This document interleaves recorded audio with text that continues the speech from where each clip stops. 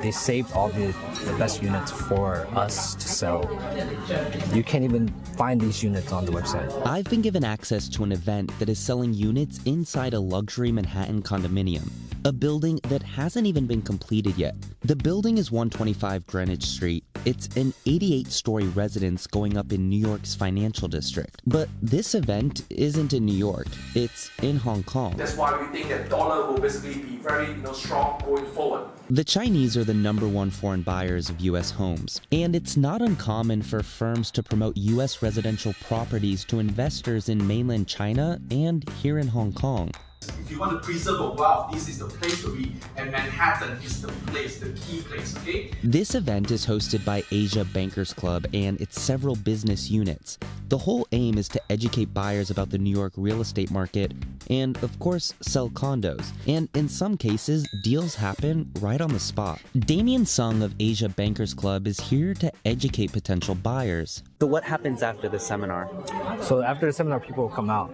They'll find their relationship managers, and then they'll sit down and then they'll go over picking the units, going over the taxes, or any other extra questions they might have. Kingston Lai is the founder and CEO of the company.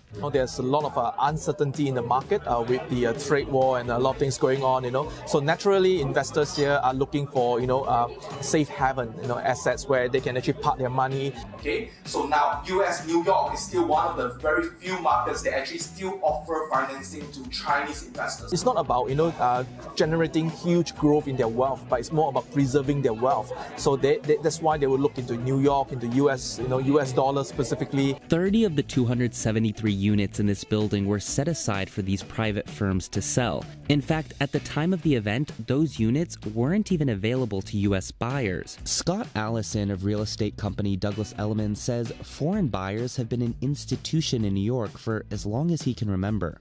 You always have one group, if it's not the Japanese, it's the Brazilians or it's the French. Most recently, it's been a lot of the Venezuelans because of the unrest there. So you always have foreigners buying in New York. It's a very important part of our market, primarily the condo market. It's one of the reasons that whenever there's been ups and downs in other parts of the U.S. real estate market, New York is usually able to weather it. Yet more than half of the people here have never even been to New York before. How many of you guys here are really familiar with New York? You live there? Anybody? So how will this work? Photos is the best education for Hong Kong people, because if people haven't been to New York, they don't know what's where. So giving them photos, they actually see, oh, okay, this is Stock Exchange, this is the One World Trade Center, Oculus, Battery Park, Brookfield Place. Guests are either invited by one of these firms or they find out through an advertisement, something like this that could come across their Facebook feed. The United States map, you have a total of 50 states, okay? And New York State is over here. The sessions here are done in both English and Chinese.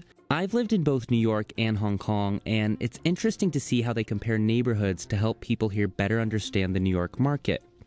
So this is Wall Street. This is how Wall Street looks like. You have the New York Stock Exchange, and of course you come here to do your IPO. Okay, you have the Jack Ma is here. The event took place shortly after there were reports that Amazon was preparing to announce a new headquarters in New York City. At the time, the news was projected to give a boost to New York's real estate market, and it even became a selling point here at the event.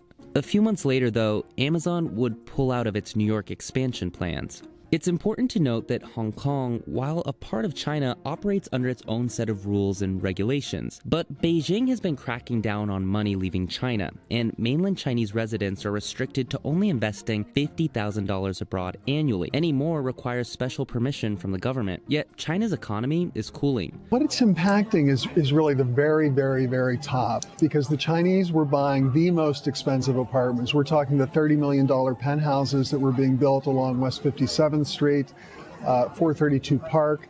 That's a bit of a challenge now because they're pulling away from that from the New York market because of the difficulty getting money out of China. We need someone to replace the Chinese. Either replace the Chinese or make it easier for them to get their money out. Yet money coming from China is still strong. For 6 straight years, Chinese have been the top foreign buyers in both units and dollar volume of residential housing. And lately, more and more of the middle class are joining in on the trend. Take the median price of a U.S. home sold to a Chinese buyer. It's gone from just under $530,000 $139,000 in 2017 to $439,000 the next year. Is it pretty common that after just one event, investors are willing to commit? We have events that we did for Vietnam that will just sell out like 50 units in one weekend. Asia Bankers Club says a few units were sold during this weekend event, but many potential buyers wanted to visit New York first. The people I speak with here say that education curve is the biggest challenge they face, but it's these sorts of events that hope to fix that, to ultimately convince buyers to a multi-million-dollar purchase on the other side of the world.